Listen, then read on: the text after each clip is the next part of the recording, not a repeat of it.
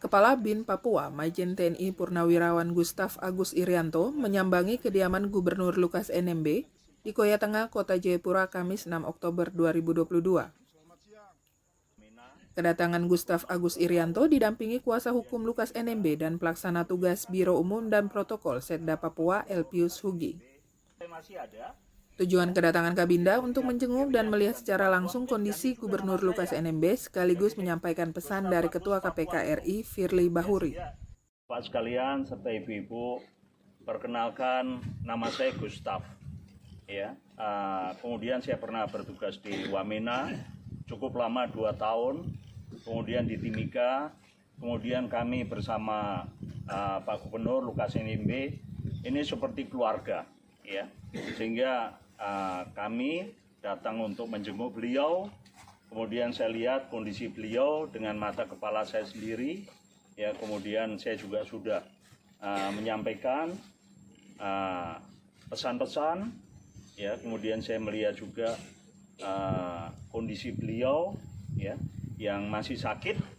Kemudian kita juga tidak bisa berlama-lama berbicara karena tadi volumenya beliau dari keras kemudian sudah mulai agak-agak pelan-pelan, ya, sehingga kami juga akhirnya pamit, ya, sehingga sebetulnya kami ingin, ya, di Papua ini tetap tenang, ya. Saya punya keluarga orang Papua, ya, istri saya lahir besar di Papua, ya, anak saya yang sekarang lahir juga di Papua, ya. Kemudian nama saya sebetulnya Gustaf Agus Irianto.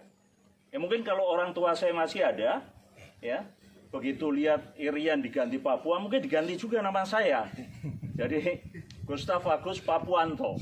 Ya, sehingga hubungan kekerabatan saya, hubungan emosional saya, ya, ini terhadap Papua sungguh sangat luar biasa. Ya, sehingga kami sangat mencintai. Kami sangat mencintai Pak Gubernur, kami sangat mencintai keluarga yang ada di sini. Apalagi saya mantan Komandan Kodim di Wamena, saya tahu persis, ya, saya tahu persis adat istiadat masyarakat gunung. Ya, saya 2 tahun 1 bulan saya di sana. Zamannya Pak David Hubi, ya, bupatinya. Sampai dengan saya pindah ke Komandan Kodim di Timika. Ya, kemudian saya dengan adik Elpius ini sudah saya anggap seperti adik saya sendiri, ya, sehingga kapan waktu saya telepon, ya, bahkan kalau habis bakar batu, kalau habis bakar batu itu ada yang terbang sendiri ke rumah, ya.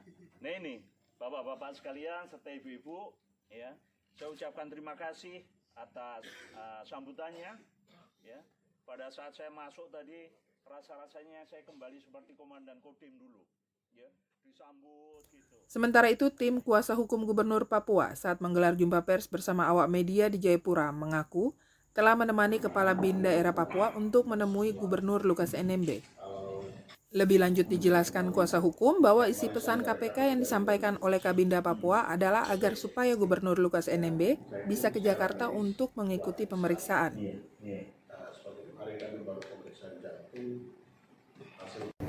Saya juga ada di dalam.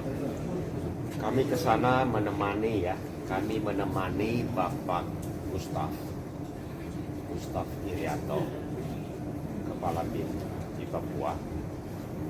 Beliau telah menghubungi kami kemarin untuk bersama dia menemui Bapak Lukas.